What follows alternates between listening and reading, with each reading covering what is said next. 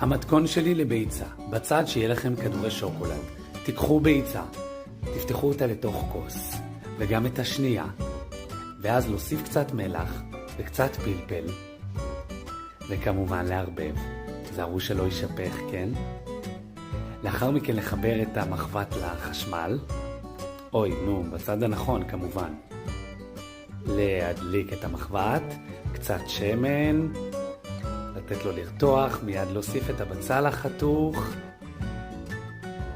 והופ, לתת לזה להתבשל. שוב לקחת את הכדור שוקולד, ליטום ממנו כמובן לדרבון האירוע, את הקליפות כדי לעבוד על משטח נקי ישירות לפח, ואם נחתכתם זה לא קשור למתכון, ממש לא. ליהנות גם מהחריף שהוספתם, ומיד לאחר מכן להוסיף את הביצה, שהרי בשביל זה התכנסנו, עד הסוף, וכמובן גם את הכוס לפח, ואז ליהנות מהיצירה שלכם, ובתיאבון תהנו.